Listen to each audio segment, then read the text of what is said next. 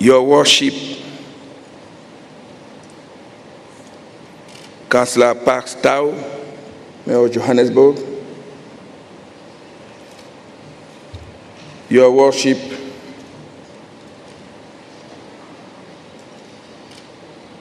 Mr. Manyoni,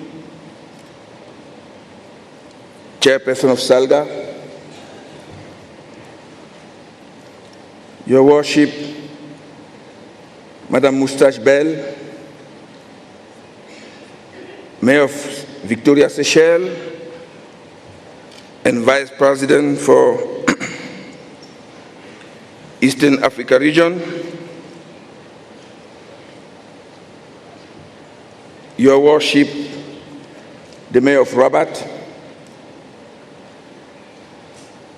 Madam Mayor of Libreville,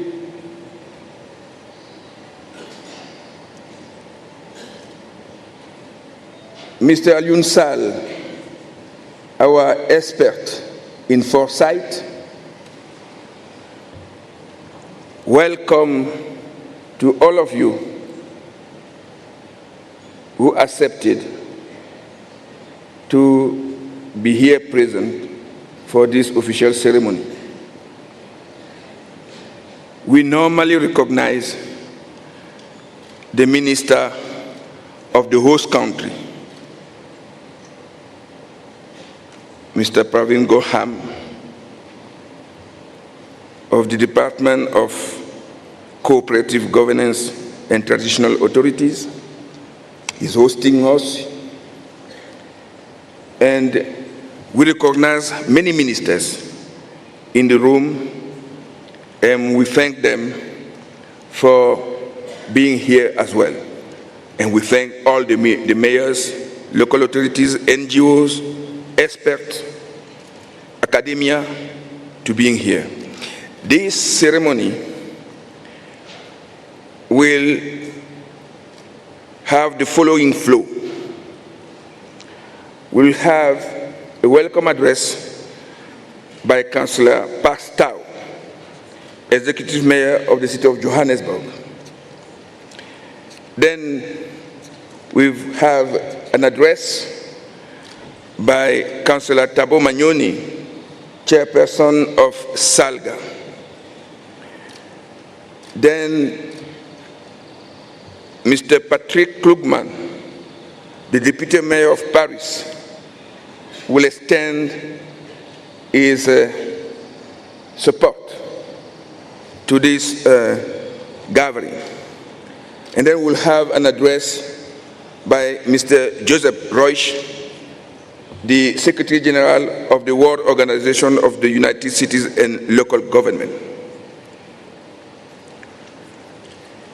After this short statement, we'll then have a keynote speech by AU Commissioner for Political Affairs, Her Excellency Dr. Aisha Abdullahi.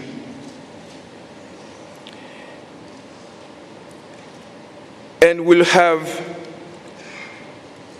a single comment.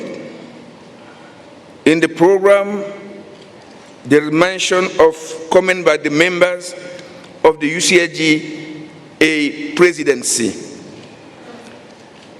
In their wisdom, they suggested that there be only one speech by the president of UCLGA. So be it. So after Dr. Aisha Abdullahi has presented her keynote speech, we will have comment by the president of UCLGA, Mr. Khalifa Sall. And then we'll have Professor Alioune Sall indicating the bulk of our work at this Africities, as we said that the Africities is about shaping the future of Africa with the people.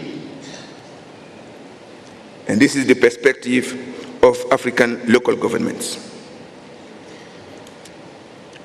And then, after the presentation by Mr. Alioune Sall, we'll have the honor to hear and receive the official opening speech by Minister in the Presidency for Planning, Monitoring and Evaluation, Mr. Jeff Radebe, who is also an MP.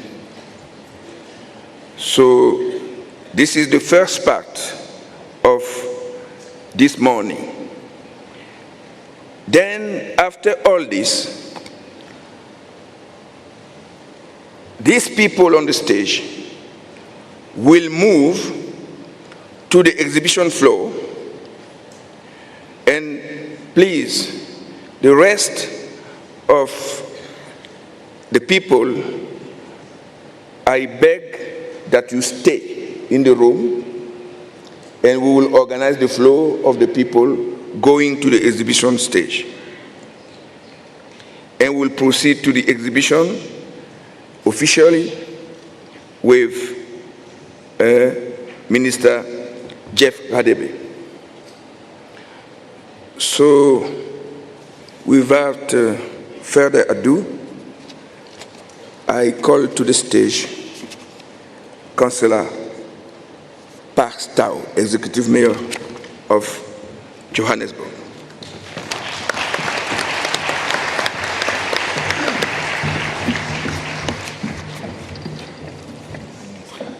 Thank you very much to our Program Director and Secretary General of UCLGA, Mr. Jean-Pierre Elongbasi,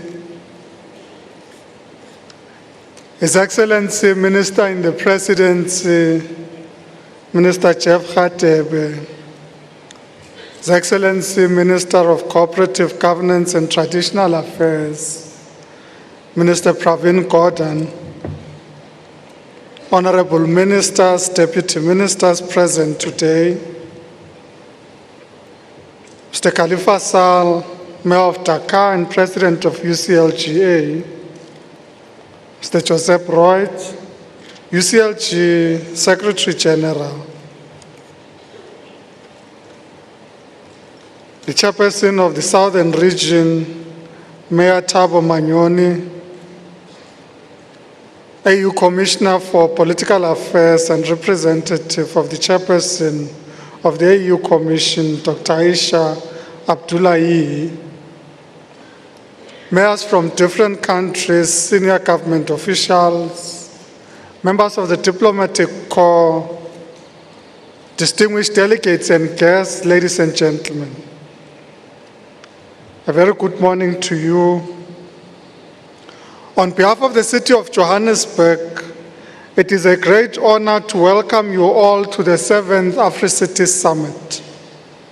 Johannesburg is a diverse and cosmopolitan city with a population of about 4.9 million people, 14% of whom are from sub-Saharan Africa.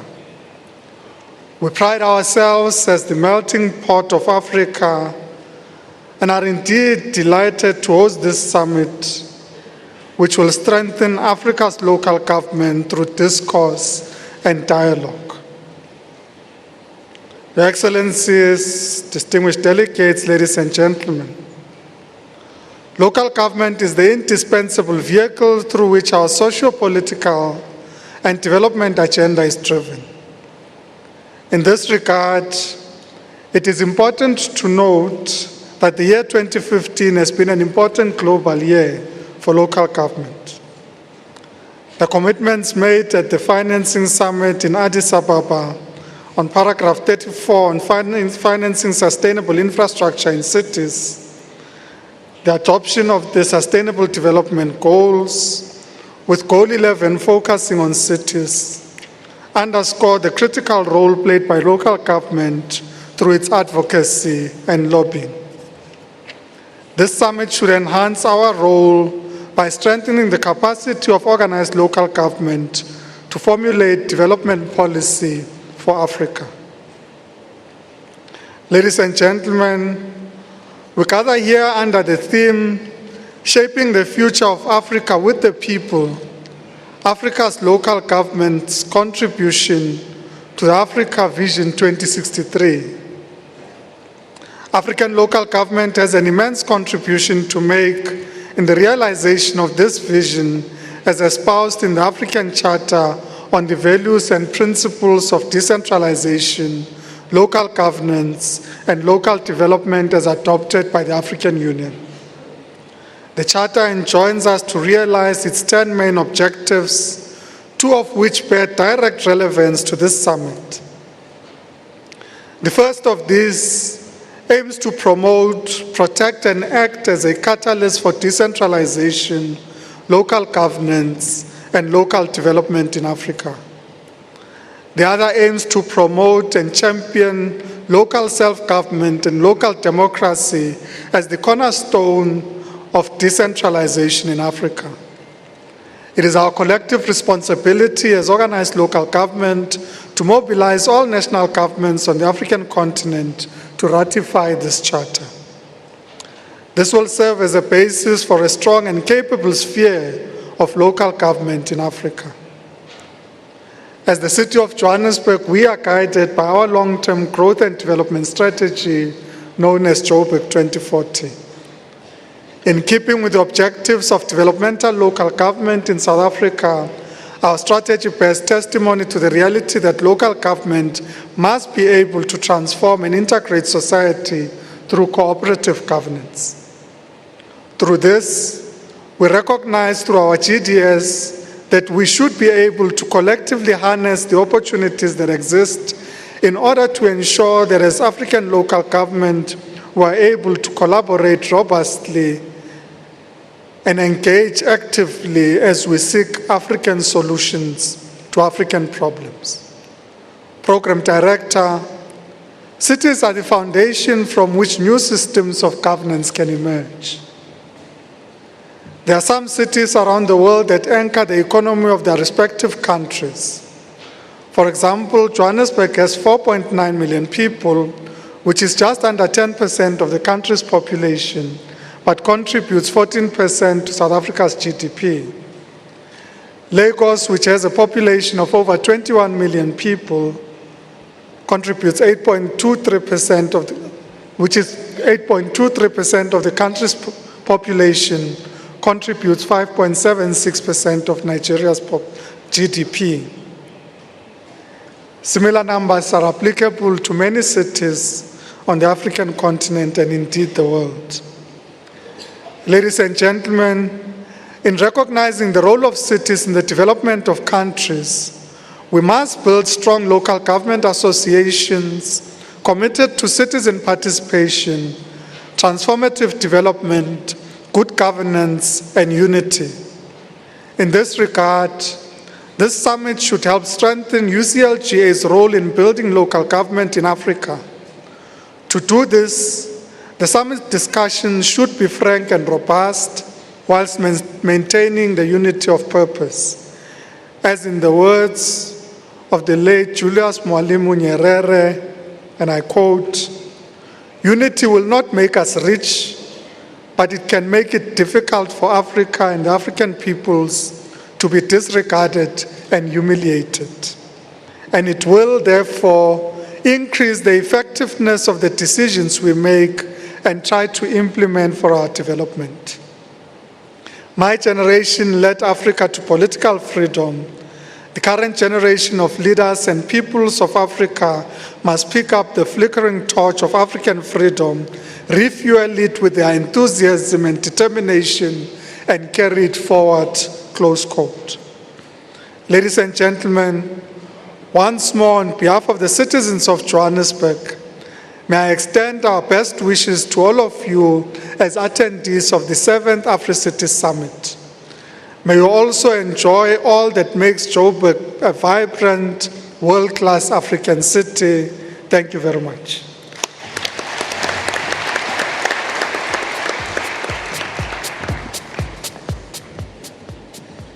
The floor is yours now, Councillor Manyoni, President of SALGA.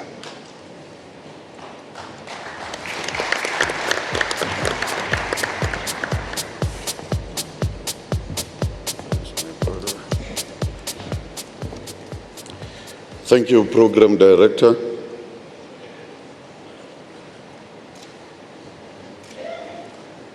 My Minister present here in the Presidency, Babu Khatebe.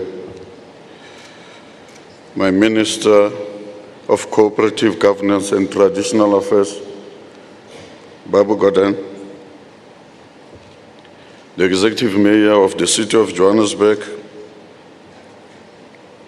Mayors present here, Chairpersons of local governments, my President, the President of UCLGA, Presidents and Vice Presidents of global bodies and associations, Chairpersons of national associations, regional leaders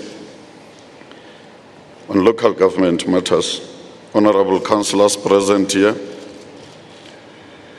distinguished guests, ladies and gentlemen. On behalf of the South African local government family, represented by SALGA and the collective leadership of the Southern African Regional Organization of UCLGA, we deem it a great honor and privilege to share this platform with you for what we deem to be a momentous and watershed moment in the history of African local government. The importance of these Africities cannot be overstated, as it comes immediately after the adoption of the new post-2015 development agenda, which in our view requires a paradigm shift in our approach to development. It is also 10 years since the establishment of our organized formation, the UCLGA. While there can be little doubt that local government is the key site of delivery and development and is central to transformation of societies, this realization is now increasingly hitting the global stage. The stages and evolution of local governance and its recognition on the continent and globally has indeed come a long way in a very short period of time. And while the context of Africa differs in many respects from the industrialized context of the North, local government is increasingly being identified as the strategic enabler for national economic and development objectives. The most obvious impact of the current global economic system is a rising inequality and its socio-economic impact. It is said that Africa and Asia will account for 90% of urban growth over the next 35 years. They have very young populations, which represent a massive potential expansion of the labor force and middle class. This is a great advantage if properly managed. Chairperson, presently, however, only 28% of the labor force in Africa occupy stable wage earning jobs, compared to 63% in precarious, vulnerable employment, with over 60% of urban dwellers in sub-Sahara living in informal settlements. This means that the potential tax base of urban governments are relatively small, creating a serious financial imbalance to address the vast service delivery and economic infrastructure needs.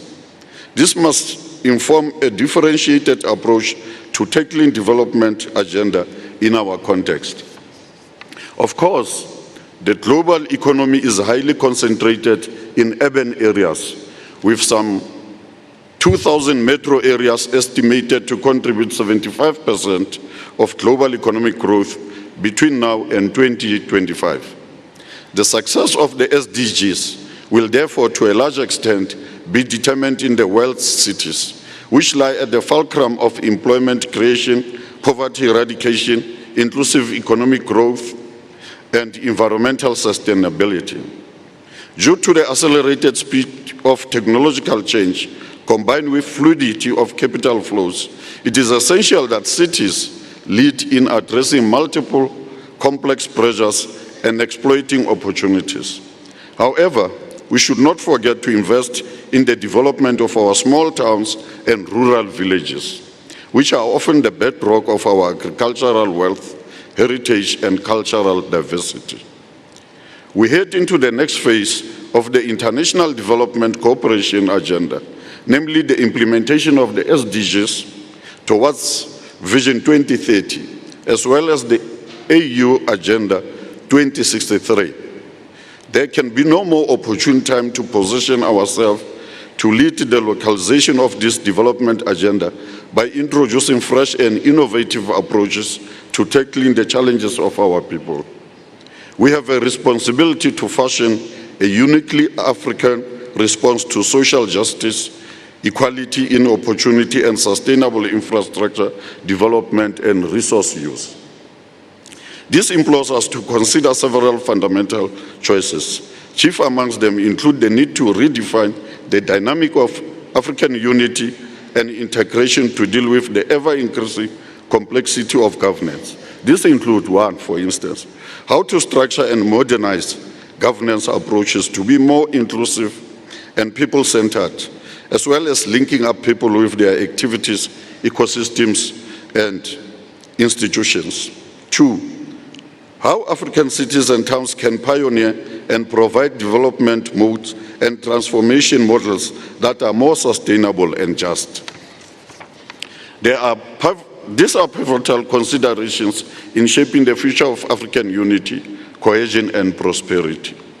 We trust that this summit will take us a step further in ensuring that local government is at the forefront of building the Africa we want, which is a cohesive African cities, towns, villages of the future, to optimize the use of Africa's resources for the benefit of all Africans. Organizing ourselves within UCLGA to be able to provide this thought leadership is equally important. If we are going to be key partners and drivers in this new development agenda, it stands to reason that we must appropriately organize ourselves to do so. It is 10 years on from the formal establishment of our continental ambitions in this very city region, a few kilometers away in Tshwane. While we have covered much ground in reunifying the various strands of our continental body, our governance arrangements and the serious issues which we continue to bedevil our progress must be dealt with as a matter of urgency. We believe that Africities Summit presents a timely moment to address some of the more fundamental challenges of our organization and to bring greater unity and substance to the African voice of local government, so as to ensure that we become serious partners in the development cooperation agenda. In conclusion, considering the vast divergence in capacity, skills, and resources across our countries, region, and continent, the task of assessing how the vision articulated in the SDGs and Agenda 2063 is to find expression in local government is now timely, in order to inform our policy responses and ensure that these objectives are not relegated to mere visionary statements. As SARO, we remain committed to working with our regional and global partners to play a unifying role in the transformation, substantive, and sustainable development of our continent. Let us seize the moment to lead the continent in shaping the implementation of post-2015 development agenda for the benefit of all our people. Let us make the Africa we want a local reality. Lastly, I invite all of you to join South African local government in celebrating its 15-year anniversary of a democratic local government. Following a long history of undemocratic local government, our system was eventually democratized in December 2000. The celebratory dinner shall be held at 18 hours on Monday, 30th November, at the Gallagher Convention Center. You all are welcome. Thank you. Thank you, my brother. May I call now Mr. Patrick Krugman, Deputy Mayor of Paris, to address us.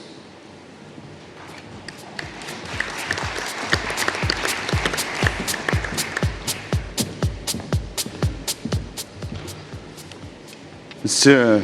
Mayor, Mr. President, dear mayors, honorable guests, je crois savoir qu'il y a dans la salle quelques francophones.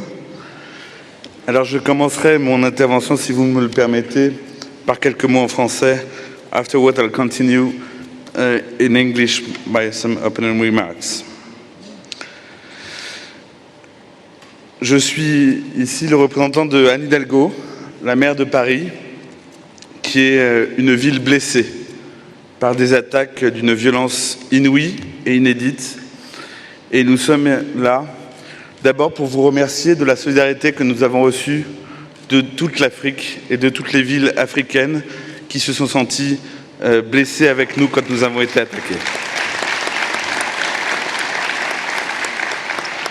Et évidemment, je voudrais exprimer notre plus vive solidarité avec d'autres villes africaines qui partagent avec nous ce deuil et ce malheur, et notamment, évidemment, les villes de Bamako et Rabat, qui ont connu la même situation que nous dans les tout derniers jours. Tunis, pardon, c'est moi. J'en perds mon latin et mon français. Inch'Allah. Dear Your Excellency, dear Presidents of local authorities, our cities are facing terrorist threats trying to destroy our models of pluralistic, secular and tolerant societies and to create divisions and conflicts between our citizens. These threats raise new challenges for our cities. In which societies and cities do we want to live in? How do we create, at city level, the conditions to ensure a safer, healthier, more sustainable, more resilient, and more inclusive life for all our citizens? These issues are at the heart of this Forum of Africities, whose theme is Shaping the Future of Africa with the People, the contribution of African local authorities to Agenda 2063 of the African Union. I am here to show the support of Paris, who, as you may know, is probably the most African non-African city, to your work and to this important city gathering. This integrated and prosperous and peaceful Africa will be made possible at cities and regions level only. The recent Sustainable Development Goals, the SDG, adopted by the international community in last September, underline the key role of our towns and regions in all development schemes. All development goals are local simply because every single SDG addresses problems that are local, and because the real target is for all the SDGs to be reached in every single town and in city in the world. Through cooperations, partnerships for health, environment, climate adaptation, gender equality, local infrastructures, these goals can be achieved at local level. The City of Paris is willing to keep and support African cities in building their future. First, for ongoing and successful cooperation with the City of Johannesburg on adaptation to climate change, with the cities of Abidjan, Cotonou on urban planning, with the cities of Bamako and Ouaga on health. Second, for continuous and regular lobbying for an access to the financial resources to achieve these goals. In last April, Mayor Hidalgo gathered 25 African mayors, along with Mr. Barlow, companies and NGOs, to voice the issues of access to energy in Africa. At this occasion, they endorsed a common declaration calling for sustainable access to electricity in Africa by 2025.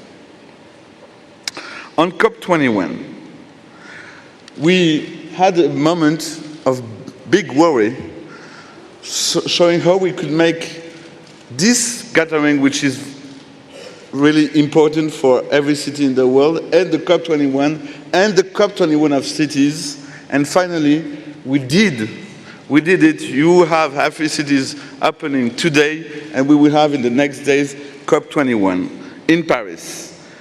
On December 4th, Anne Hidalgo, Mayor of the City of Paris, and Michael Bloomberg, UN Secretary General, Special Envoy for Cities and Climate Change, will co-host the Climate Summit for Local Leaders in partnership with the Global Networks of Cities and Local Governments for Climate Action. This will be the largest global convening of mayors, governors, and local leaders focused on climate change. On this occasion, we will be glad to welcome more than 100 of African elected officials. I seize the opportunity to thank especially UCLG and UCLGA for the precious partnership and support to this summit. Several African mayors will be invited to speak during this summit to voice the difficulties and challenges faced by African cities and regions toward climate change. So from Johannesburg, I am glad to convene all local elected from Africa to come to Paris, because cities, African, non-African, are always united to face climate change and all the big challenges of the upcoming world. Thank you very much.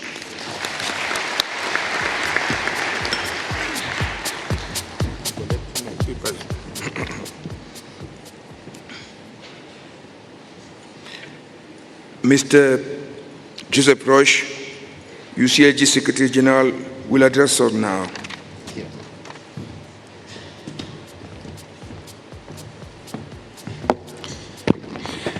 Dear ministers, dear mayors, dear friends, it is an honor to be again at another meeting of Africities. Dear Mayor Park Tau, we feel always very welcome in Johannesburg.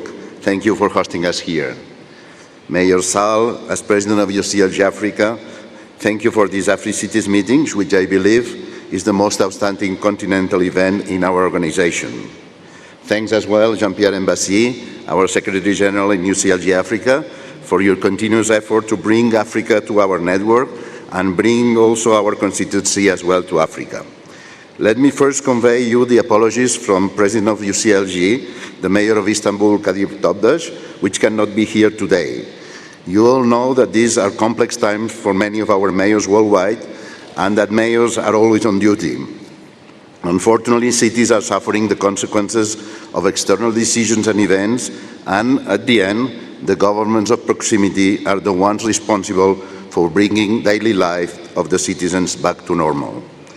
Dear mayors, during the last 30 years, and now as Secretary General of UCLG, the global network of local and regional governments, I have been a privileged observer of local governments worldwide in different moments of their recent history. I have seen cities that have thrived and cities that have failed, cities that have grown and cities that have not, urbanized neighborhoods that have lost their population and population that has migrated to lands where the cities had not yet arrived. I have seen suburban neighborhoods and happiness and slums that have become real neighborhoods within their cities. Diversity and evolution are the key aspects of local governments. I'm going to summarize those 30 years, don't be afraid, in just 3 short messages here today. Messages that come from observing some successful mayors all over the world, no matter if from developing or developed countries, from the north or the south. 3 messages that are common to all of them. The first message, empowerment. If local governments are not empowered, no way mayors can succeed. And empowerment means especially a certain agreement with national governments. Empowerment needs to have clever national governments that understand that local governments are better prepared to solve those issues, and there are many, that require local knowledge, local decision-making, local action, and local accountability. Empowerment means governance capacity and resources. National governments wise enough to allow stable governments and resource powers to local governments are a prerequisite for successful mayors. Second message, leadership. Not easy to define, but easy to see. Mayors that succeed have this leadership capacity. And among the leadership capacities that I have seen again and again in many successful mayors, I would like to focus on 2. First, they are fast learners. And second, they are not afraid of trial and error. They learn by doing, and they learn by sharing with their peers. Learning by doing means that they are daring to try solutions. Mayors that succeed are doers, with the capacity to rectify quickly if they are wrong. They need to solve problems and they have no time for long preparatory studies and plans, no time either for ideological discussions. They need pragmatic solutions to solve real problems. They explore solutions and they are not dogmatic. Learning by sharing. Successful mayors, when they are first elected, they try to learn from their own citizens. They listen to them and look for local solutions to local problems. Soon they realize that other cities are as well trying to find similar solutions. This is the main reason for bilateral relations and for the existence of national associations of municipalities, learning from their national peers. And they can learn as well from other countries and continents. In Africa, UCLG Africa and UCLG have shown that peer-to-peer action learning is giving excellent results, for instance, between Brazil and South Africa or Mozambique. Third and last message, accountability. There is no successful mayor without accountability to their stakeholders and especially to their citizens, but also to the civil society, to local entrepreneurs, and as well to partner national governments. Democracy and local elections are still the best accountability tool, but it has to be completed with other tools to make sure that both local governments and their main stakeholders are accountable. If they need to work in partnership, and they need it, they need to as well to be mutually accountable. And finally, a message from the UCLG as well Association. You all know that one of our main roles is to bring the voice of local and regional governments to the main global discussions and agendas. And lately we have been involved in all the leading global agendas. The 2030 Agenda for Sustainable Development and its 17 goals, with a goal 11 on sustainable cities, but 60% of the other goals as well dependent on local communities. The Financing for Development Agenda, the Disaster Risk Reduction Agreements, the Climate Agenda in Paris, the new Urban Agenda for next year in Habitat 3. Let me take this opportunity to thank Mayor Sal, Mayor Park Towers, Mayor Moustache Bell, in representation of all the mayors of the world that during the last years have helped us to advocacy at the international level. Thank you very much for your dedication and your effort in a very difficult agenda that I know you have. Thank you. My last message is clear. Do not let others impose solutions on your local government, even on those issues supposed to be addressed by global agendas. Look at all the global agendas, but adapt them to your local needs.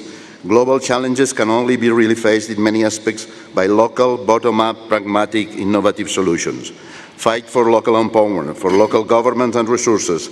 Lead innovative and diversified solutions in local problems. Learn from peers, learn from action. Learn from trial and error. And of course, reinforce accountability to stakeholders. There are mayors from Africa and from other parts of the world. Do not let unaccountable global governments decide for you. Decide your own small and pragmatic solutions, and this will be the best way to contribute to solve global changes. Thank you.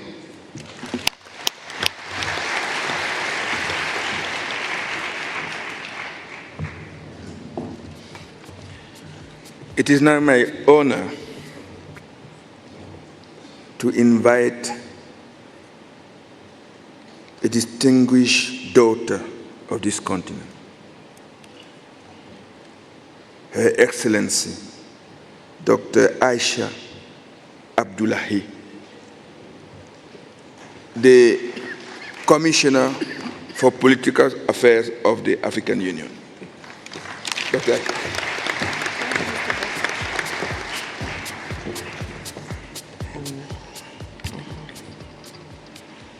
Excellency, Mr. Thabo Manyoni, the Honorable Minister of Cooperative Governance and Traditional Affairs of the Republic of South Africa, Your Excellency, Dr. Khalifa Sall, the President of the UCLGA, Honorable Ministers in charge of decentralization, public service, and urban development here present, Your Excellencies, regional governors and mayors, Excellencies, heads of diplomatic missions and international organizations, representatives of regional and international organizations, distinguished participants, ladies and gentlemen, good morning.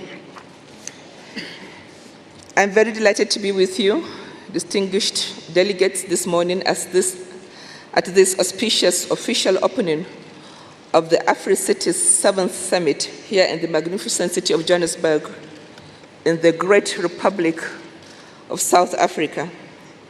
I would begin by extending the apologies of my boss, Dr. Nkosa Zana Dlamini Zuma, who yielded to peer pressure to go to Paris for the COP21, which is very closely related to this summit. She apologizes and she looks forward to joining us as soon as she's through with Paris to participate actively in this noble endeavor. Your Excellencies, this summit, organized by the United States and local governments of Africa in collaboration with the host government and cities, has become a popular and important event in the calendar of local governments in Africa. Before I go further, I wish to express our deep appreciation and warm congratulations to the UCLGA, the City of Johannesburg, and the Government of the Republic of South Africa for the warm hospitality accorded to us and the unprecedented organization of the summit. You have indeed done Africa a great pride.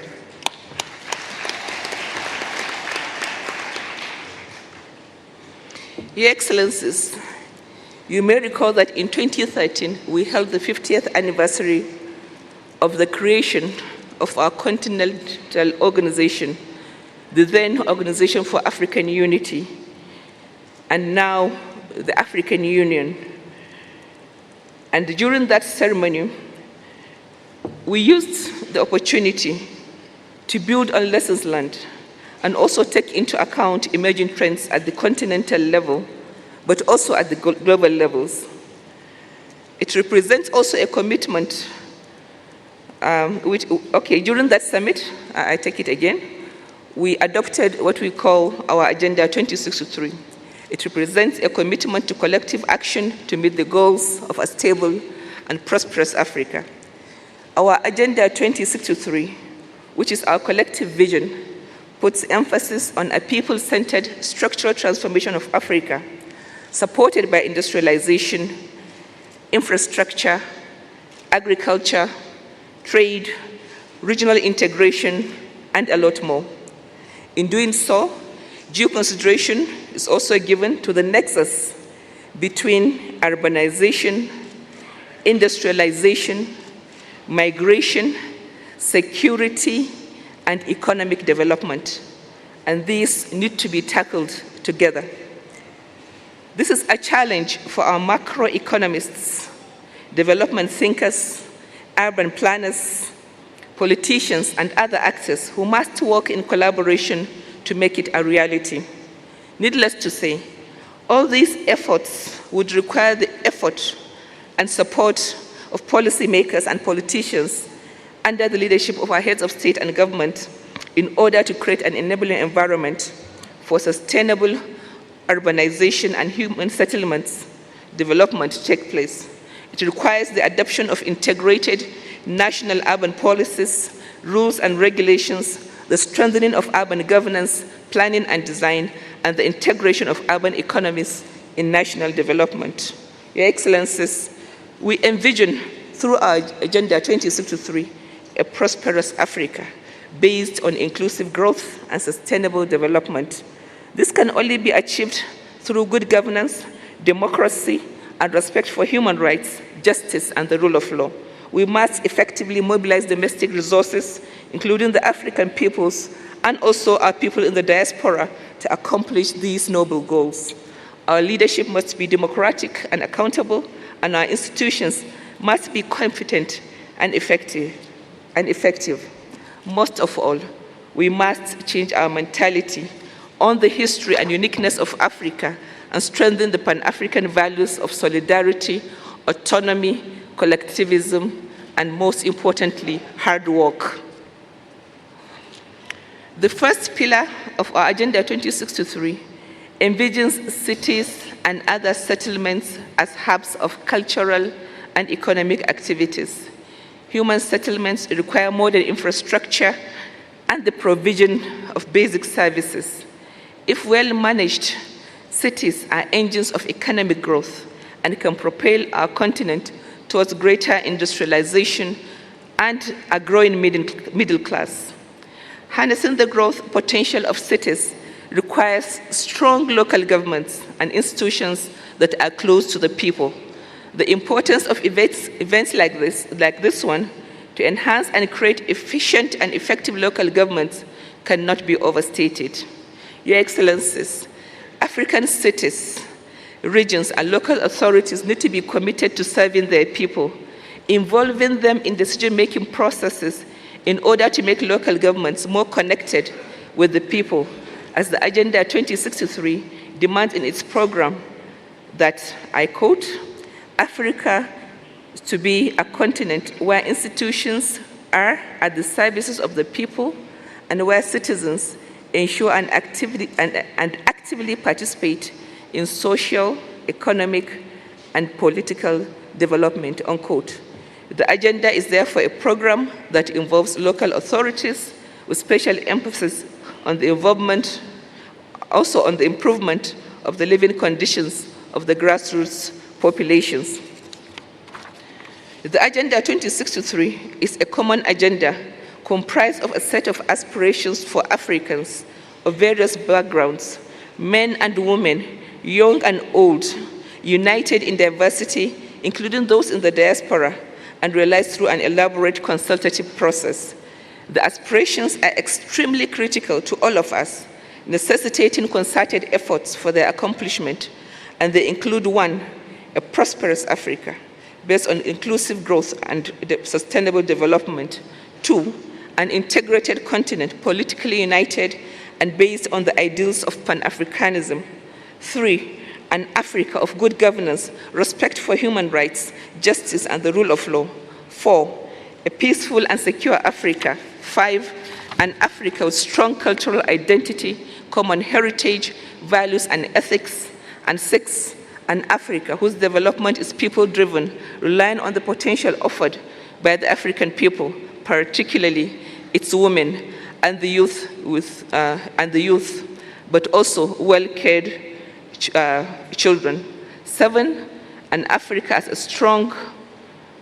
that's a strong, united, resilient, and influential global player and also partner. I must also mention that this agenda will be implemented through 10-year plans spanning over a 50-year horizon. The AU has underscored the need for the participation of all AU member states, as well as our partners, as guided by the fundamental principles of subsidiarity, accountability, transparency, participation, and inclusion, integration, diversity, leveraging existing structures and systems, and harmonization of policies and systems.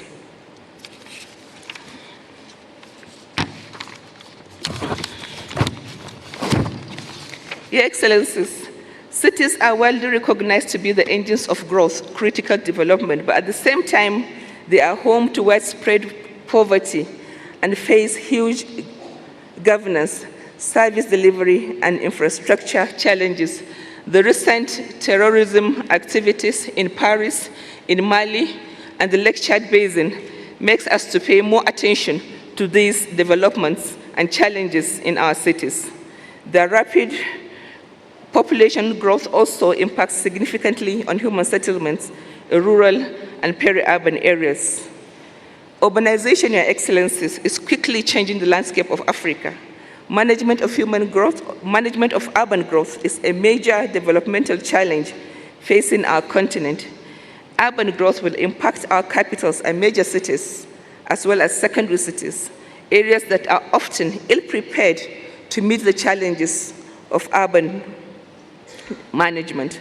Cities can be drivers of growth or centers of poverty and inequality, but also sources of insecurity. As city and local managers, we need to devise strategies that will harness urbanization into structural and economic transformation, reducing poverty and inequality, and guaranteeing peace, security, and stability for our nations. Furthermore, the African Union has prioritized the development of an African Charter on Urban Development and Human Settlements in the work of our Specialized Technical Committee number 8 to lay down key principles, but also minimum standards towards facilitating sustainable urbanization and human settlements development. We recognize the need to consider the continuum of human settlements, inclusive of mega cities, large, medium, and small towns, market cities, urban growth centers, and villages. A focus on urban-rural linkages is critical as Africa urbanizes. Your Excellencies, across the African continent, countries are experimenting with different governance arrangements. There remains a trend towards decentralization and empowering local people to play a more active role in local planning and decision-making through the establishment of systems of democratic local government. However, there's some evidence of commitment to genuine implementation of decentralization, which remains a challenge in many countries for a variety of reasons, ranging from lack of political commitment, weak financial decentralization, and lack of delivery and management capacity, but also resources.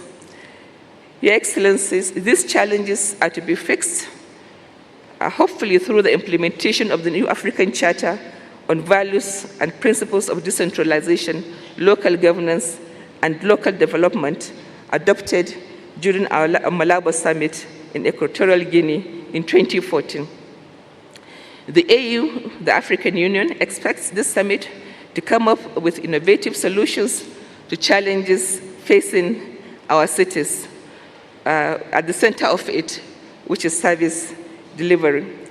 I wish to end by appealing to our honorable ministers, mayors, and senior government officials present to ensure that the signing and ratification of our African Union instruments are prioritized in all our countries so that collectively we can achieve our aim of an integrated, prosperous, and peaceful Africa. I would also not end before reminding ourselves that for us at the African Union, this is a year of women.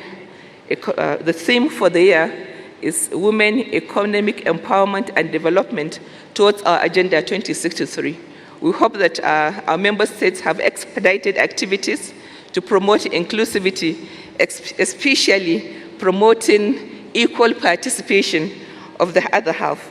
Next year, the theme would also be the Year of Human Rights, with a special focus on the rights of women. So on this note, I thank you. Thank you very much for listening. Thank you.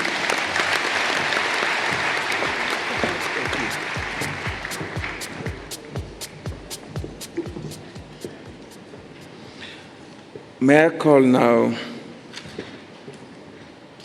President Khalifa Sall, chairperson of UCLGA, to come for his comments.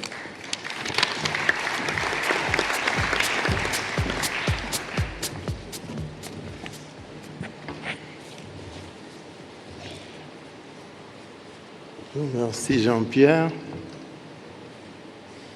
Monsieur le ministre d'État, ministre à la présidence de la République, chargé du plan, du suivi et de l'évaluation, Monsieur le ministre de la gouvernance coopérative et des autorités traditionnelles, Mesdames et Messieurs les ministres qui avaient répondu à notre invitation, Madame la commissaire chargée des affaires politiques de l'Union africaine, Monsieur le maire de Jobourg et cher ami Park Tao, Monsieur le président de Salga, Magnoni, le Sage, Monsieur l'adjoint au maire de Paris, Monsieur le secrétaire général de UCLG, Excellences, Mesdames et Messieurs les ambassadeurs et représentants des organisations internationales, Mesdames et Messieurs les maires et autorités locales, Mesdames et Messieurs les partenaires privés, Mesdames et Messieurs les membres du comité exécutif de CG et l'UA et du comité panafricain, chers invités, chers amis, Je voudrais, au nom de tous les élus locaux d'Afrique, dire aujourd'hui notre fierté et notre plaisir à nous retrouver à Johannesburg. Et c'est le lieu pour nous d'avoir une pensée pieuse pour toutes ces populations d'Afrique, de Bamako, de Tunis, de Maïdougueri, de Paris, du monde, qui sont éprouvées actuellement par les violences. Que chacun puisse leur dédier une prière intime. Nous voudrions aussi remercier très sincèrement notre ami Park et le président Magnoni pour la qualité de leur accueil, de l'hospitalité généreuse, pour leur sollicitude et pour toutes les bonnes dispositions qu'ils ont prises pour que la 7e édition de Africités soit une réussite. Chers amis, cette édition est déjà une réussite compte tenu de la qualité et de la quantité des collègues autorités qui sont présentes ici à Johannesburg. Bravo et merci. Mesdames et messieurs, notre organisation a vécu des années assez éprouvantes. Le président Magnoni l'a rappelé tout à l'heure. Nous nous présentons aujourd'hui ici devant vous après quelques années de difficultés, de dissensions, de mésententes, et nous sommes parvenus par nous-mêmes, grâce à l'esprit de dépassement de chacun de nous, grâce à l'engagement de chacun de nous, à construire une organisation africaine unie. Et depuis Dakar, CGLUA est une organisation forte, rassemblée et unie. Et c'est cela qu'il faut saluer aujourd'hui ici. L'Assemblée générale contiendra le 2. Les festivités d'Africités seront l'occasion pour nous de montrer cette unité, de la démontrer. C'est la raison pour laquelle je suis heureux de voir la participation massive de tous ces collègues, mais surtout de constater l'engagement des uns et des autres à consolider cette unité. C'est ça le maître mot. Consolidons l'unité de notre organisation, puisque c'est cela sa force. Surtout par rapport à l'agenda 2063, si nous voulons être forts, il faut que nous soyons unis. Sinon, nous ne serons animés que des slogans, et ce n'est pas cela l'Afrique. Nos populations en ont assez de vivre des divisions et des slogans. Nous devons commencer par nous mettre ensemble avant d'éviter les autres à le faire avec nous et pour nous.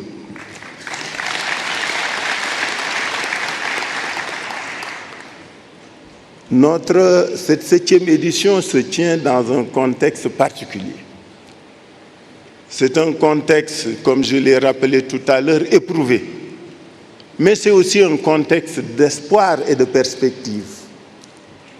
Nous sortons de New York, de cette Assemblée générale qui vient d'adopter l'agenda 2030 avec les 17 ODD.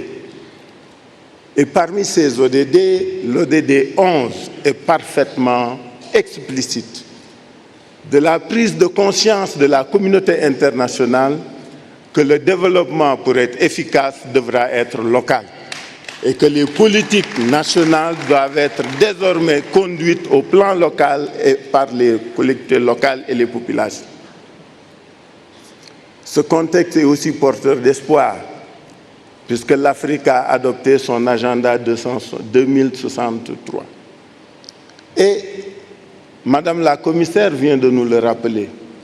Le premier pilier de cet agenda, c'est de conduire une urbanisation humaine. Une urbanisation qui fait de la place à l'homme, aux populations, à la femme. De faire en sorte que ceux-ci puissent être désormais les vecteurs et les agents de développement de nos pays. Et c'est important. Dans le développement local, les populations ont toujours été comprises ou considérées comme des bénéficiaires de nos actions et de nos politiques. Il faut inverser la tendance.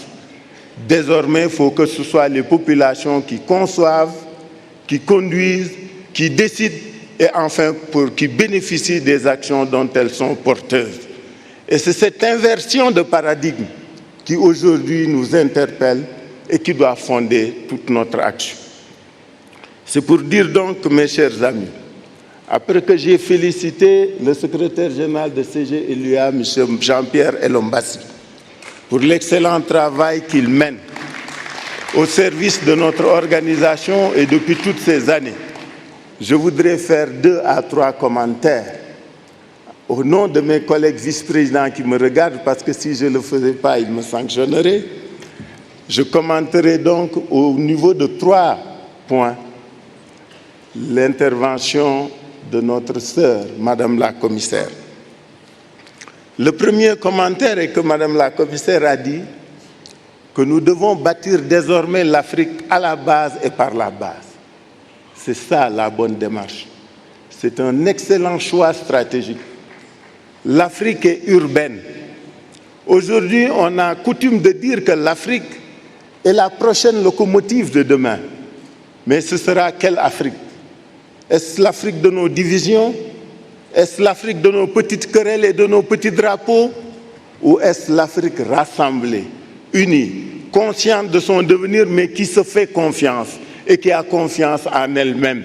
Il faut que nous nous fassions confiance. Il faut que nous soyons unis.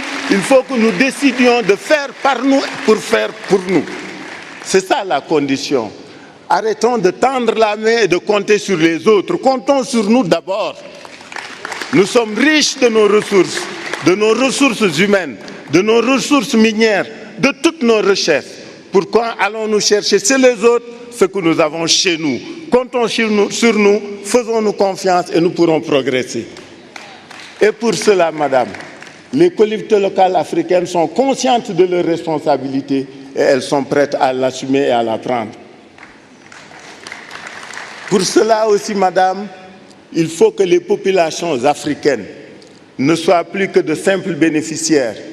Il faut qu'à la place des populations, que nous construisions des citoyens, qu'on puisse formater une nouvelle conscience d'Africains qui exige des comptes aux leaders qu'ils élisent, qui les sanctionnent, qui se donnent les moyens de réagir à chaque fois que cela ne va pas. Donc construire l'urbain, c'est construire le citoyen, des personnes conscientes, responsables. Deuxième commentaire pour ne pas être long, c'est que, madame, les territoires locaux devront être des territoires viables. La charte de la décentralisation adoptée par l'Union africaine, le Haut Conseil adopté par l'Union africaine ne devront pas être que des papiers et des slogans ou des volontés. Ils devront être signés et ratifiés. Depuis que cela a été adopté, il n'y a que 2 à 3 pays qui l'ont signé et ratifié. Ça jure d'avec cette manifestation d'intérêt. Faisons en sorte que nos actes puissent coïncider avec nos propos. C'est cela qui est important. Mais nous devrons construire des territoires viables parce que nos gouvernements nationaux devront comprendre qu'ils devront se liguer. Et messieurs les ministres, nous vous invitons à cela. Il faut construire une alliance entre les autorités nationales et les autorités locales. Savoir que nous visons le même objectif et que s'il faut penser global, il faut agir local. Et ça ne doit pas être un slogan.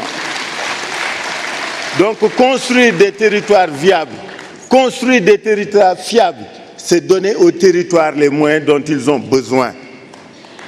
Si les ministres donnent des compétences et ne donnent pas de moyens, on ne fera rien.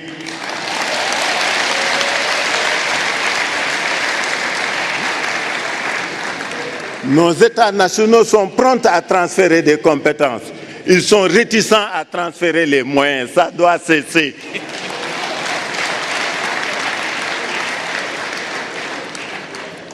Donc c'est construire des territoires viables. Construire des territoires viables, c'est cela. C'est de construire des citoyens, c'est construire des territoires qui ont les moyens de leurs ambitions. Enfin, madame, et ça s'adresse à nous, il s'agira pour les autorités locales d'avoir de nouveaux comportements. d'avoir une gouvernance vertueuse, d'être transparent, de se battre contre la corruption, d'être inaccessible à toutes ces facilités, de construire une politique de reddition des comptes, que nous rendions compte à nos citoyens si nous voulons être respectés. Respectons-nous d'abord, respectons nos règles et nous ferons de l'Afrique un continent qui gagne et qui compte pour demain. Je vous remercie.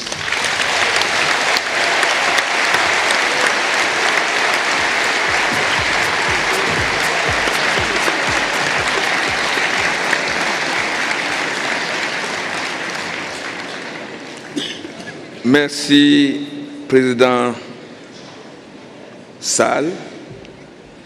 Et je vais appeler un autre Sall, le professeur Alioune Sall, qui est le président du groupe de prospective d'Africités. Président Sall.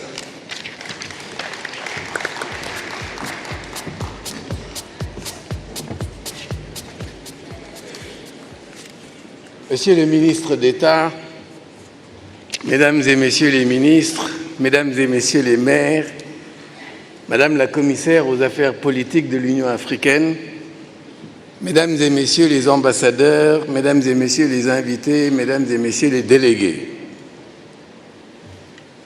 je manquerai à un devoir élémentaire de vérité, ou je serai à tout le moins économe de vérité, si je ne disais d'emblée tout le plaisir que j'ai à vous saluer avec déférence en vos rangs et qualités respectifs. Et si je ne disais toute ma gratitude pour l'honneur que vous me faites en me donnant l'occasion d'intervenir devant un aréopage aussi prestigieux que le vôtre. À tous ceux et à toutes celles à qui je dois cet honneur, je voudrais dire merci du fond du cœur et le dire non seulement en mon nom, mais au nom du comité de pilotage de la réflexion prospective mise en place dans le cadre de Africités. Il m'a été demandé d'intervenir sur la problématique qui est au cœur de ce sommet, à savoir la construction de l'Afrique avec ses populations. Je voudrais le faire, une fois n'est pas coutume, en m'en tenant strictement à cette mission et en évitant tout débordement, parce qu'il m'a été dit que les escapades ne seraient pas permises, et ça m'a été dit sur un ton ferme, même si c'est avec la gentillesse qui caractérise les élus locaux. Je voudrais donc évoquer rapidement l'agenda 2063, parce que lorsque l'on parle de l'Afrique et de l'avenir de l'Afrique, on ne peut aujourd'hui passer sous silence l'agenda 2063 qu'a présenté avec brio Madame la commissaire aux affaires politiques de l'Union africaine. Je dirais deux mots de son identité telle qu'elle m'apparaît, des idées forces qui en sont comme le fil d'Ariane qui relie les diverses parties de cet agenda, et je dirais deux mots du processus par lequel il a été produit, processus qui me paraît aussi important que le produit lui-même. Je dirais enfin comment, en tant que groupe de prospective, nous avons essayé de répondre à l'attente de ce sommet qui est de se focaliser sur le rôle des collectivités territoriales et des élus locaux pour l'atteinte des objectifs de l'agenda 2063.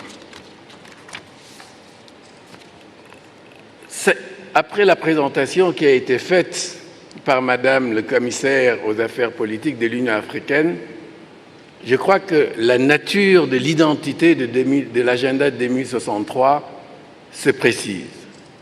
Cette identité, elle est triple. L'agenda 2063 est d'abord une analyse de la situation de l'Afrique d'aujourd'hui. Et cette analyse récuse aussi bien l'afro-enthousiasme qui accourt depuis un certain nombre d'années sur l'Afrique que l'afro-pessimisme inhibant qui avait été la règle pendant des années. Et l'agenda 2063 offre une analyse qui établit très clairement que le continent est une totalité contradictoire dans laquelle on trouve à la fois des tendances lourdes héritées d'un passé, des tendances lourdes inquiétantes qui se poursuivent, mais où l'on trouve également, comme pour contrebalancer ces tendances lourdes, un certain nombre de germes de changement qui, même s'ils sont microscopiques, même s'ils sont faibles, n'en sont pas moins porteurs d'espoir. Alors, que résultera-t-il de l'interaction de ces variables, de ces tendances lourdes et de ces germes de changement? À cette question, il n'y a pas de réponse facile, encore moins une réponse univoque, et les incertitudes sont encore nombreuses. Et rien n'est définitivement joué. Et je crois que c'est le mérite de l'agenda 2063 que d'avoir produit une analyse toute fine, toute nuancée, éloignée des affirmations dogmatiques qui enferment, qui embastillent la pensée dans des corsets idéologiques. Là où il faut utiliser les armes de la raison. L'agenda nous offre une analyse rationnelle, réaliste, qui permet de saisir la complexité de la situation de l'Afrique. L'agenda 2063, au-delà de l'analyse, propose une posture et une attitude qu'il convient d'adopter par rapport à l'avenir. En effet, lorsque l'on est dans une situation d'incertitude, lorsque le champ des avenirs possibles est relativement large, allant des avenirs les plus souhaitables à ceux qui sont le moins souhaitables, la seule attitude qui vaille est celle que, dans certains écrits, j'ai appelée pour ma part l'afro-responsabilité. Il s'agit de partir de l'idée que l'avenir de l'Afrique sera en partie et en grande partie fonction de ce que feront les Africains ou de ce qu'ils ne feront pas, des décisions qu'ils prendront ou qu'ils ne prendront pas. Dans une telle situation, il faut être stratège, il faut être proactif, et pour cela, il faut se doter de capacités d'anticipation et se poser à tout moment la question de savoir que peut-il advenir demain. Cette attitude est d'autant plus essentielle que regarder le futur, c'est déjà une façon de participer à la construction du futur. Et je crois que l'agenda 2063 propose donc une attitude d'afro-responsabilité, loin de l'autoflagellation qui peut avoir cours chez certains, mais loin également de la démission qui a pu caractériser certains. En troisième lieu, et toujours en me référant à l'identité de l'agenda 2063, je dirais que ce que la Commission de l'Union africaine a proposé à travers cet agenda, c'est un instrument de planification et de gestion du développement. En effet, pour construire le futur et ne pas simplement le subir, il faut bien sûr un projet, une volonté, une vision de l'avenir, car il n'est pas de bon vent pour le marin qui ne sait pas où il veut aller, mais la réflexion prospective ne donnera toute la mesure de ses potentialités que si elle est conduite pour servir d'outil d'aide à la décision, si elle est approchée comme un instrument au service de la planification et de la gestion du changement. Cette triple identité de l'agenda, comme analyse de la réalité africaine dans toute sa complexité, comme posture par rapport à l'avenir, comme instrument de gestion du changement, cette triple identité recoupe trois idées forces qui sont autant de postulats sur l'avenir. Dans le langage des prospectivistes, l'on dirait que l'avenir de l'Afrique est un domaine de liberté, est un domaine de pouvoir et est un domaine de volonté. Liberté parce qu'il n'y a pas de fatalité historique auquel les sociétés ne sauraient échapper, ni dans un sens, ni dans un autre. L'Afrique n'est ni condamnée à réussir, ni condamnée à échouer. Encore une fois, son avenir dépendra de ce que les Africains feront ou ne feront pas dès aujourd'hui. pouvoir, parce que cette réflexion prospective est indispensable pour les décideurs et les acteurs qui veulent éviter de subir la tyrannie des urgences qui fait que nombre de décideurs traitent des dossiers dans l'ordre que dictent les urgences et non dans l'ordre que dicte leur importance stratégique. Domaine de volonté, parce que l'on n'arrivera pas à réaliser les aspirations qui sont contenues dans l'agenda 2063 s'il n'y a pas une volonté d'assurer un pilotage stratégique qui permet d'éviter les écueils, mais qui permet également de tirer parti des vents favorables qui auront été anticipés.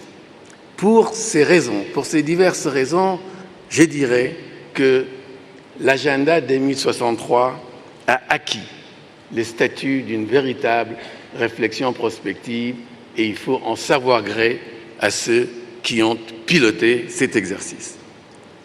Mais si l'agenda est un produit, il résulte aussi d'un processus.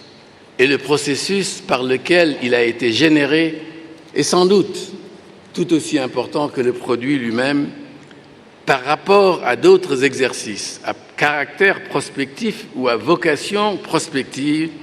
Je dirais que l'agenda 2073 présente des caractéristiques majeures qui, à mes yeux, sont autant de valeurs ajoutées. La première, c'est que l'agenda 2063 s'est inscrit d'emblée dans une logique d'affirmation de la souveraineté intellectuelle de ce continent. Une souveraineté intellectuelle qui a été mise à mal à certains moments, que l'agenda a permis de reconquérir. N'oublions pas que l'agenda 2063 est, depuis le NEPAD, la première initiative véritablement africaine, née sur le continent, pilotée par des Africains. Ce n'est pas un agenda international en tant que tel, c'est un agenda africain, produit par des Africains, reflétant une vision africaine de la transformation structurelle de l'Afrique en vue de réaliser des aspirations qui ont été collectées auprès des Africains, ceux du continent comme ceux de la diaspora. Et il y a donc une volonté de reconquérir une souveraineté intellectuelle dont je disais tantôt qu'elle a été par moments mise à mal. Ensuite, l'exercice s'est voulu d'emblée participatif. La participation des Africains du continent, comme de ceux de la diaspora, a été fort justement perçue par les décideurs de l'Union africaine comme la condition pour une appropriation véritable de cet agenda par les Africains. Le souci n'était pas simplement d'expliquer les trajectoires africaines d'hier à aujourd'hui et d'aujourd'hui à demain, mais d'impliquer le plus grand nombre d'acteurs possible et de susciter chez les uns et chez les autres un désir d'avenir sans lequel l'apathie, la routine et l'ajustement au jour le jour finissent par prendre le dessus sur l'ambition de transformer radicalement les choses. Ce que la Commission de l'Union africaine a compris, c'est que ce désir d'avenir, même s'il n'est pas une condition suffisante pour transformer le monde, n'en restait pas moins une condition nécessaire, voire indispensable pour transformer le monde. Et en troisième lieu, une caractéristique majeure de cet agenda, c'est qu'il a opté pour une démarche qui n'est pas segmentée et linéaire, comme très souvent c'est le cas avec les exercices de planification, mais une démarche circulaire qui a été adoptée. La Commission a choisi d'entrée de jeu de relever le défi de la mise en œuvre, qui est le talon d'Achille de nombreuses initiatives. Et pour relever ce défi, la Commission a choisi d'articuler la prospective dont l'horizon temporel est le long terme avec la planification stratégique dont l'horizon est plutôt le moyen terme et une planification opérationnelle avec des horizons encore plus courts. Et je crois qu'il y a là quelque chose de particulièrement intéressant.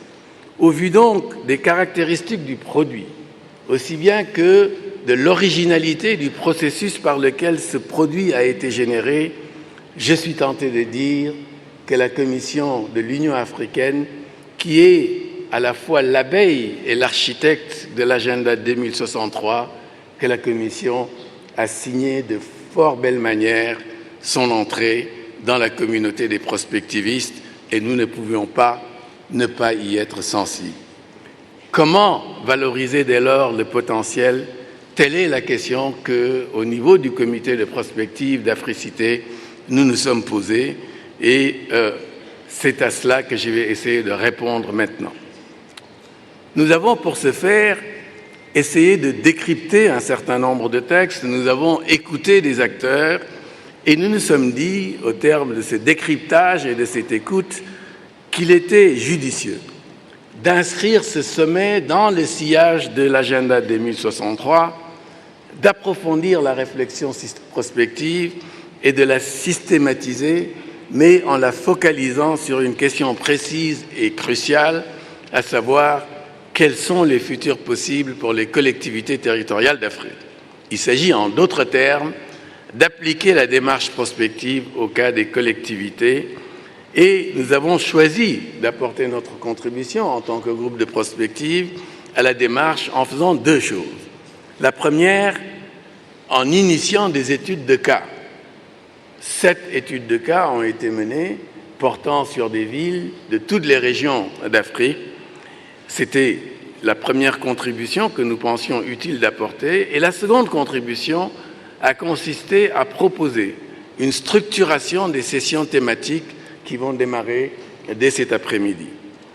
Pour l'une comme pour l'autre démarche, à la fois pour les études de cas et pour la structuration des sessions thématiques, il nous a semblé qu'il y avait 3 étapes incontournables si l'on voulait répondre à la question de savoir quels sont les futurs possibles pour les collectivités territoriales.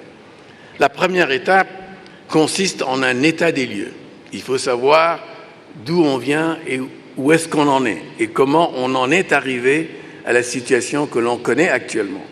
Ensuite, la seconde étape incontournable consiste à se poser la question de savoir que peut-il advenir, quels sont les futurs possibles et dans la gamme des avenirs possibles, quel est l'avenir qui nous paraît le plus souhaitable, le plus conforme à nos aspirations et à nos identités.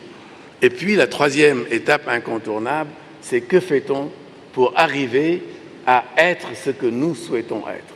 Et comment fait-on pour le faire au moindre coût économique, social, politique ou culturel? C'est donc autour de ces études de cas que nous avons proposé de structurer les sessions thématiques et que nous avons identifié 11 sessions thématiques qui vont donc se dérouler dès cet après-midi. Au titre de la première étape analytique, à savoir l'état des lieux, 2 sessions sont préconisées. La première va porter sur le diagnostic que l'on peut faire des collectivités urbaines et des collectivités territoriales. La question doit être posée parce que si l'urbanisation est un fait majeur aujourd'hui, un fait incontournable, avec un taux de croissance urbaine qui est de l'ordre de 4 à 5%, un fait incontournable qui est tel que dans 2 décennies, la population de l'Afrique sera en majorité urbaine, il reste que l'urbanisation en Afrique présente des caractéristiques qui la différencient de ce qu'elle a pu être sur d'autres continents. Il faut donc se poser la question de savoir qu'est-ce que c'est que cette urbanisation à qui l'on prête tant de vertus, mais qui peut se révéler aussi être porteuse de tant de défis. Quelles sont les tendances lourdes de cette urbanisation? Quels sont les germes de changement qui se donnent à voir dans cette urbanisation? Quels sont les invariants avec lesquels il faut compter? Un état des lieux nous paraît donc être la première étape et une session thématique lui sera consacrée. Il s'agira, au cours de cette session, de rassembler les éléments sur l'état actuel de ces villes et des collectivités choisies, mais aussi des informations sur l'environnement stratégique de ces villes, afin de comprendre les dynamiques de tous ordres qui ont conduit à la situation actuelle des villes africaines. Ensuite, une deuxième session va être consacrée à à des diagnostics participatifs qu'il semble souhaitable de conduire. L'expérience des réflexions prospectives menées sur le continent nous enseigne que l'on a tout à gagner à impliquer les communautés dans l'exploration des avenirs possibles. Et diverses méthodes ont été mises sur pied ou imaginées pour susciter cette participation, et nous espérons que cette session sur les diagnostics participatifs permettra de faire un point sur ces méthodes ainsi que sur les dispositifs pour susciter une participation véritable. Au titre de la deuxième étape analytique, qui est celle de la construction des scénarios, il est proposé que les participants réfléchissent à la question de savoir ce qu'il peut advenir des collectivités territoriales d'Afrique. Des scénarios exploratoires ont été proposés, ils vous seront distribués pour les 7 villes qui ont fait l'objet d'études. Il faudra, je crois, examiner quels sont les points de bifurcation possibles dans les trajectoires africaines qui ont été imaginées dans ces scénarios. Ensuite, toujours au titre de cette deuxième étape analytique, se posera la question des avancées conceptuelles et méthodologiques associées à la prospective territoriale. La question de la viabilité des territoires a été évoquée par mon prédécesseur ici, le président du CGULA. C'est une question d'envergure, c'est une question difficile et il faut se poser la question de savoir comment on passe d'une prospective urbaine à une prospective territoriale, quelles sont les méthodes les plus appropriées, quelles en sont les limites aussi. Troisième session préconisée au titre de la deuxième étape analytique, la troisième session va porter sur l'institutionnalisation de la réflexion prospective.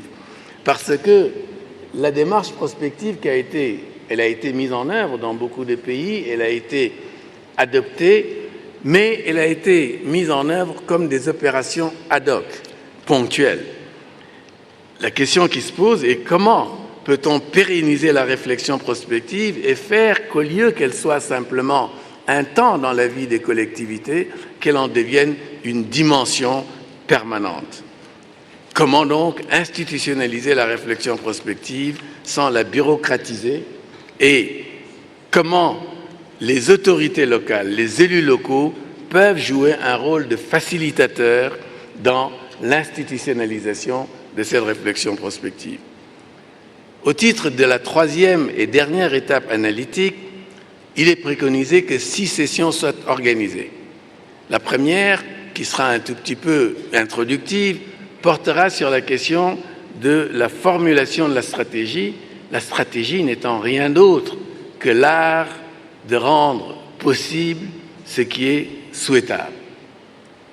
La stratégie est un terme qui a connu une très grande fortune médiatique, mais qu'il s'agisse de la guerre, qu'il s'agisse du monde de l'entreprise ou qu'il s'agisse des collectivités ou encore de celui du développement des nations, une stratégie fixe des objectifs et propose une démarche pour les atteindre.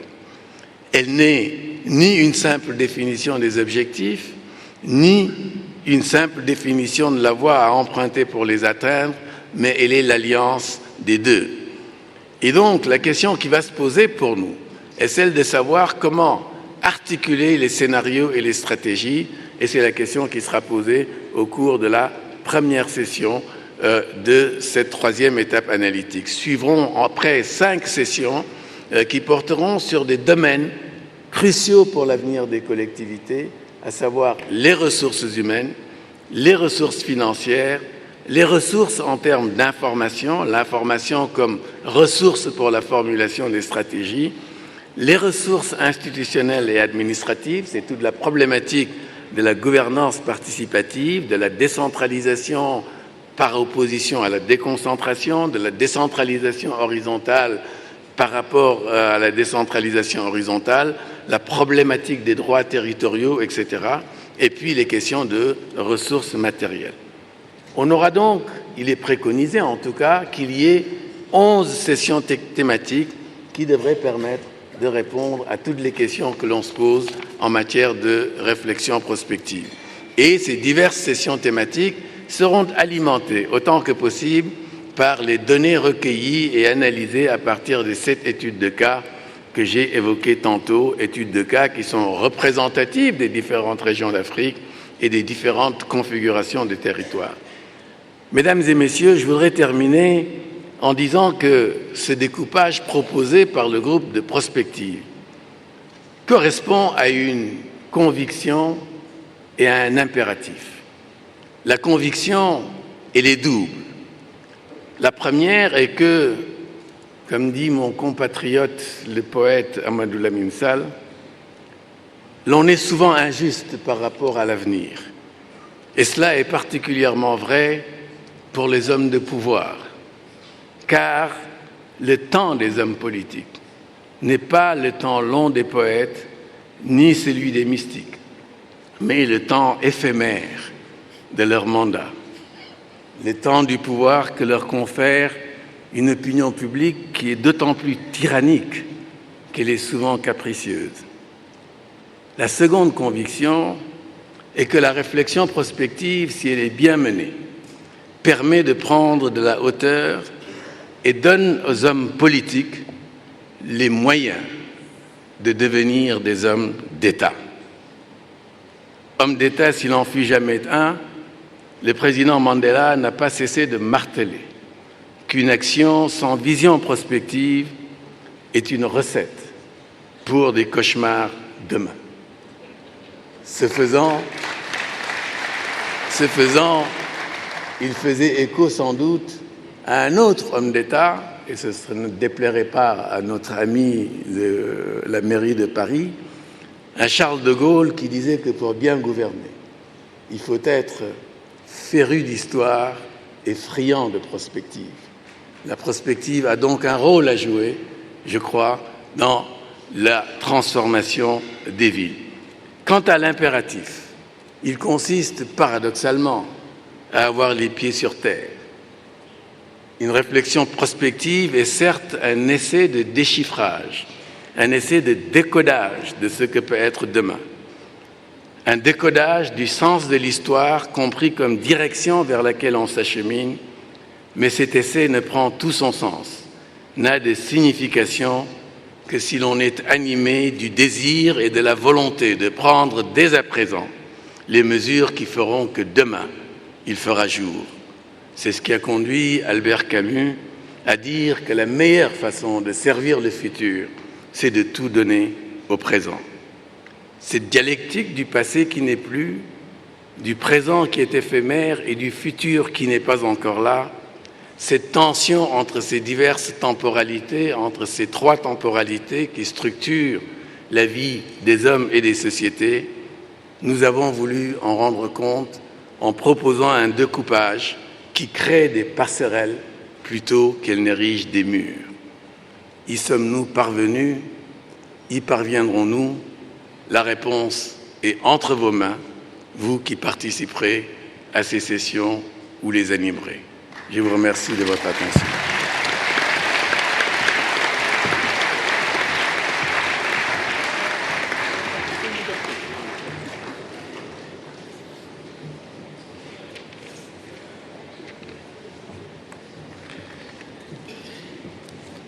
Now comes the moment of the official opening of this 7th Africities Summit in Johannesburg.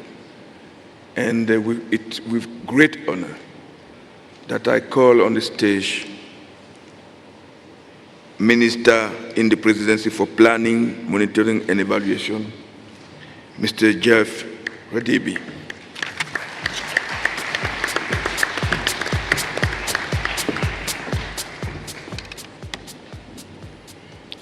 Thank you.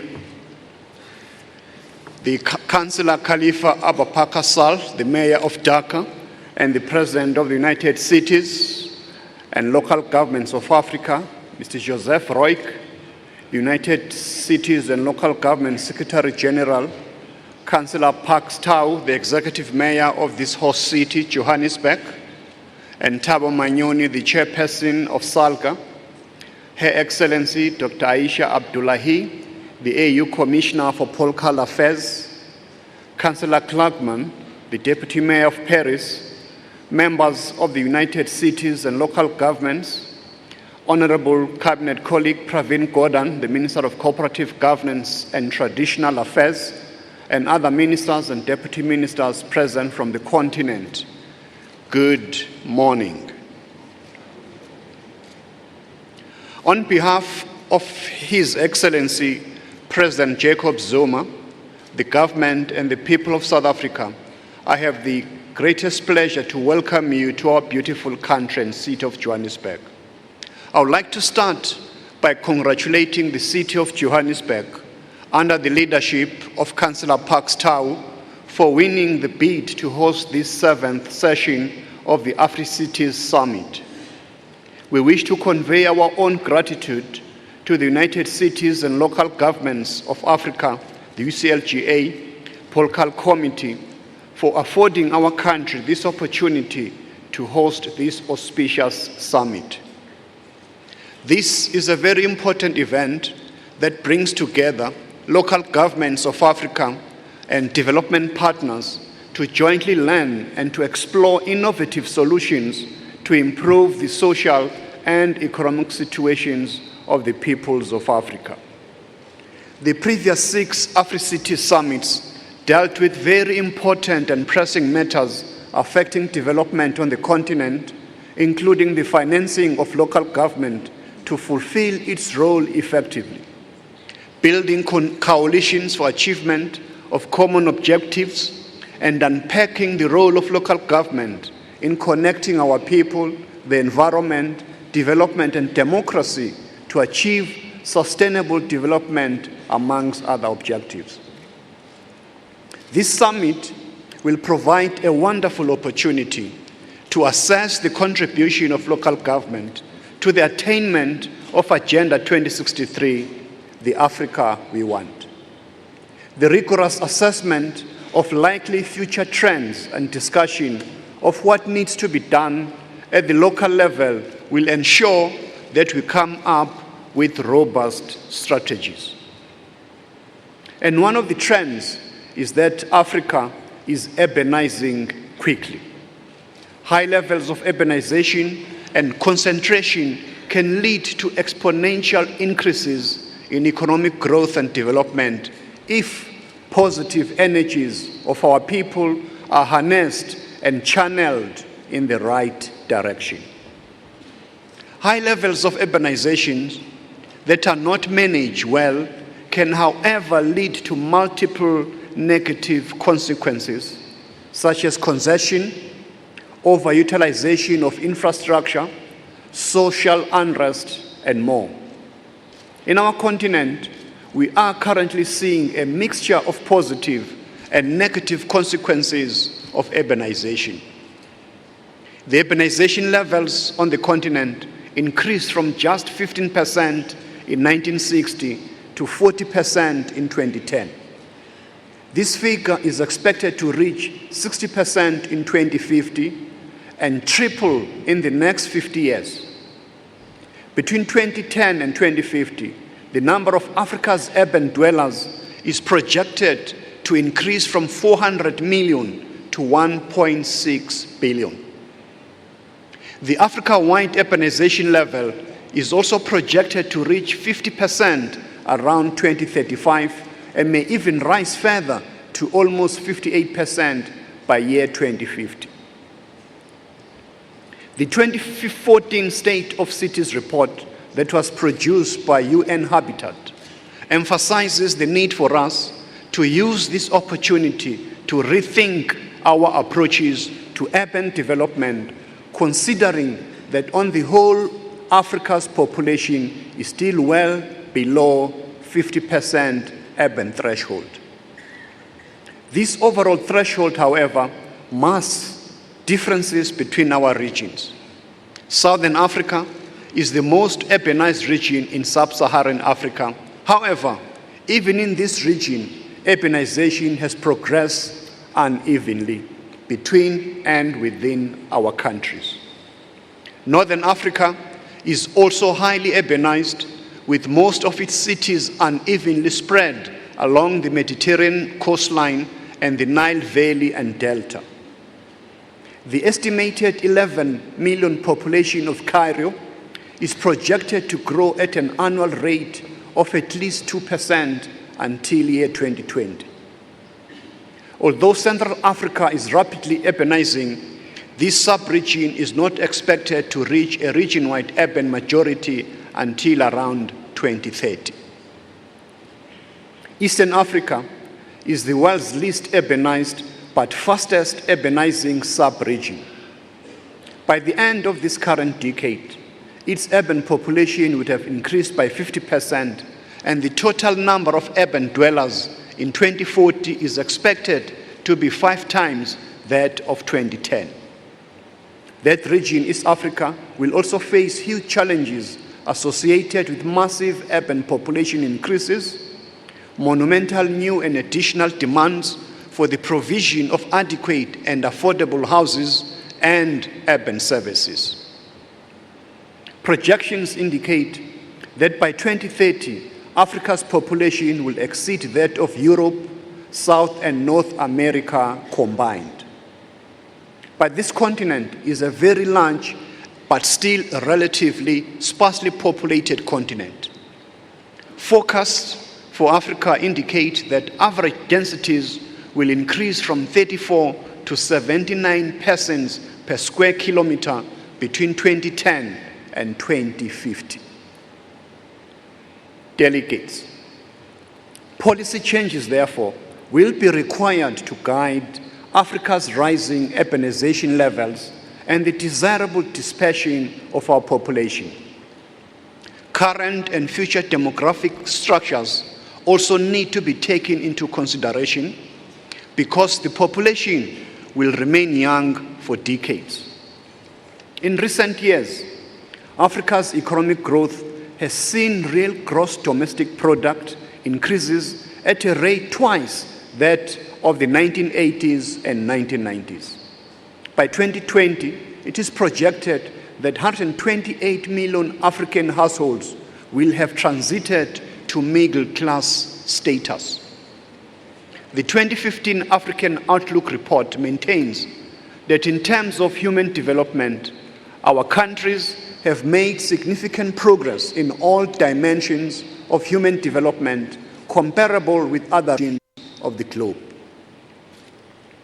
Sustaining this economic growth and promoting social development is dependent on several things, and key among these is availability of infrastructure services in the form of transport, telecommunications, water, energy, and sanitation. To sustain this positive growth trajectory in Africa, we must pay attention to our own vulnerability to climate change, our citizens' expectations of a more inclusive growth, a rise in social demands, demographic growth that will create both opportunities as well as challenges, rising levels of corruption, and more. Youthful urban populations with increasing levels of education are not happy to be unemployed, as we know, and they demand access to those opportunities.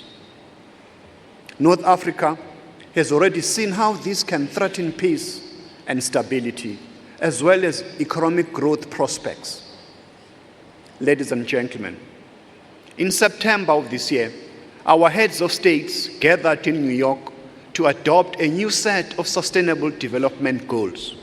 And before then, in July, our governments met in Addis Ababa, Ethiopia, to agree on the financing framework that underpins all these goals. As we gather here today in Johannesburg, people are already gathering in Paris, as we have had, to attend the 21st conference of the parties to engage in crucial negotiations on a new climate change agreement. The stakes are very high indeed. Despite historically low levels of greenhouse gas emissions from Africa as compared to the developed world, our continent is likely to be the most adversely affected by climate change. Scientists recently confirmed an average increase of 1 degree Celsius in world temperatures. This, however, translates into greater temperature increases in some areas, particularly in our continent. Vulnerability to climate change is a significant threat to development objectives on our continent, particularly food and water security. 10 of the world's 12 most drought-vulnerable countries are here in Africa. Water scarcities and drought presently affect millions of our people in at least 25 African countries, and more than 13 million were affected in the Horn of Africa alone during 2010-2011 drought. Global environmental change will also affect rainfall patterns. As it is, rainfall is already less predictable, leading to uncertainty in timing for crop planting, as well as crop failures and insecurity of water supply. Water supply to urban areas will severely be tested in the future, since this is largely linked to rainfall, basic infrastructure, and the capacity to use water resources sparingly. Our urban dwellers presently rely predominantly on rural areas for food security rather than on important foodstuffs. Appropriate infrastructure, therefore, for supply and distribution linkages is essential, since even surplus crops are useless unless delivered on time to all consumers. Ladies and gentlemen, the Africa of today is not the Africa of yesterday. What has worked previously might not work today to improve our various municipalities, our nations, and the continent at large. We are faced with massive development opportunities as well as challenges of poverty, challenges of inequality. To achieve the Africa we want in 2063, several issues require innovative thinking, requires new approaches. And the role of local government is critical in enabling cities and towns to be the engines of growth, contributing substantially to national growth. It is important that we identify practical ways of harnessing this urbanization for sustainable and inclusive growth. We need to invest in proper urban planning, proper management systems in all our urban spaces.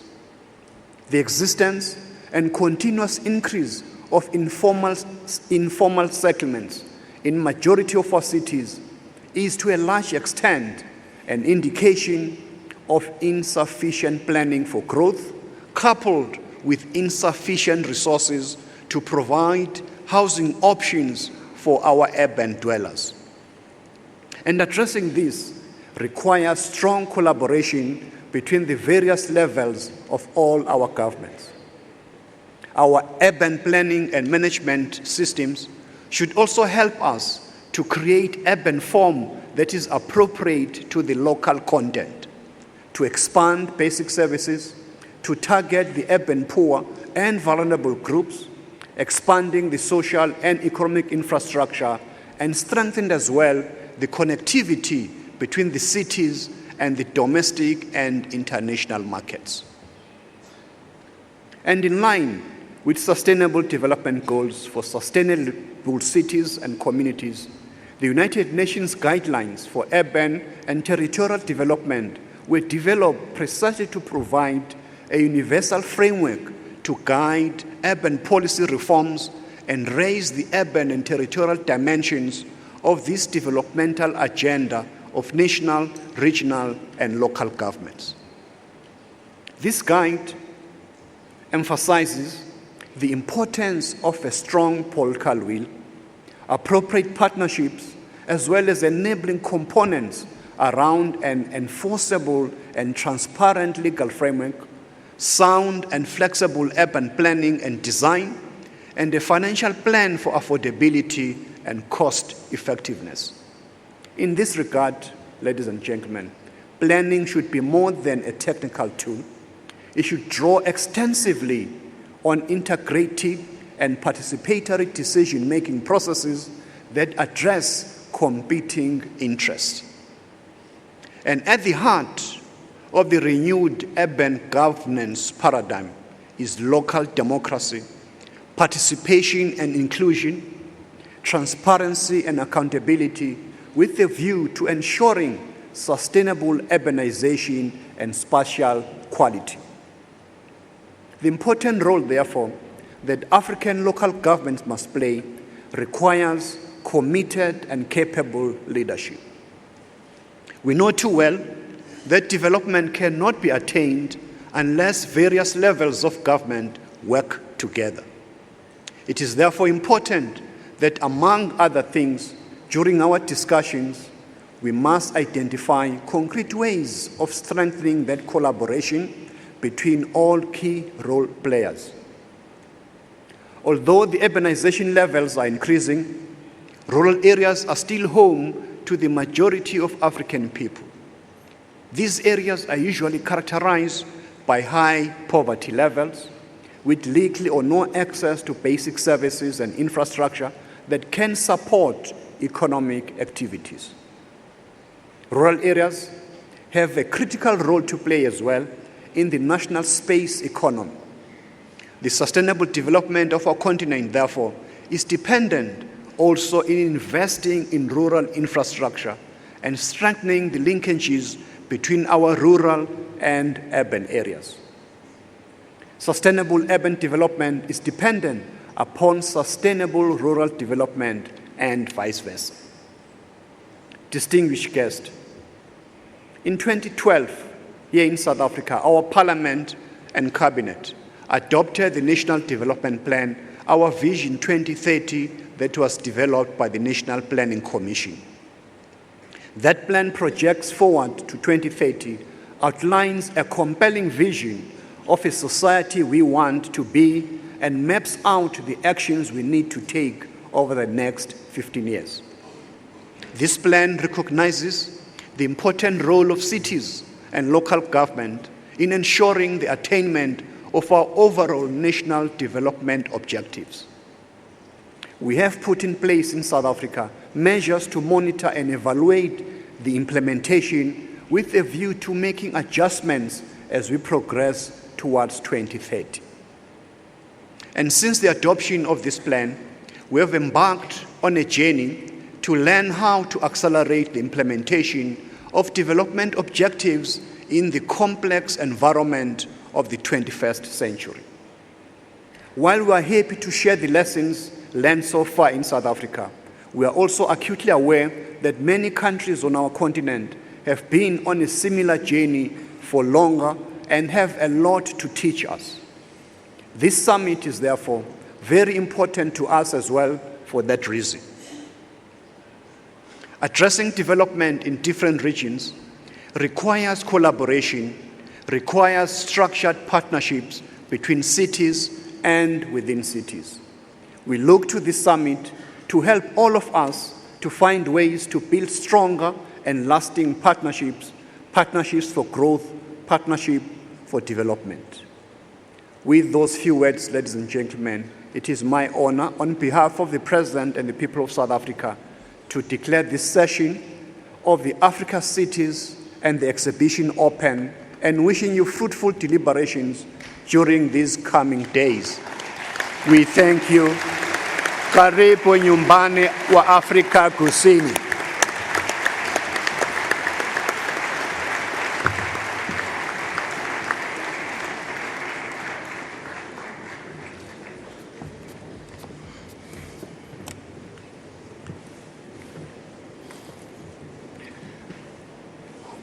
We have come to the end of the first part of our proceedings. But before we go to the second part, I would like to make some announcements. I've got 4, not more. Number 1, all the people on the stage and all ministers in the room, we will work in order to go to the opening of the exhibition.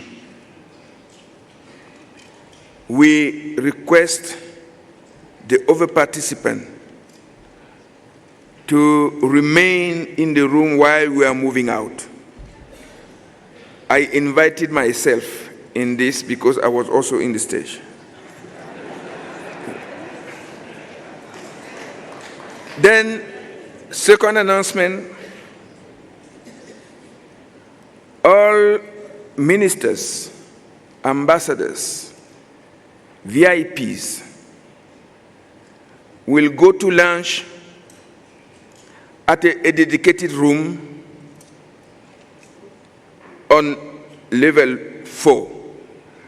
There is a lady by the name of Mashepo who should identify all the VIP and then send them up there. Level 4, in a dedicated room. Announcement number 3. All the other delegates will have lunch on level 5 and level 4. Then, a very important announcement, otherwise my life is in trouble.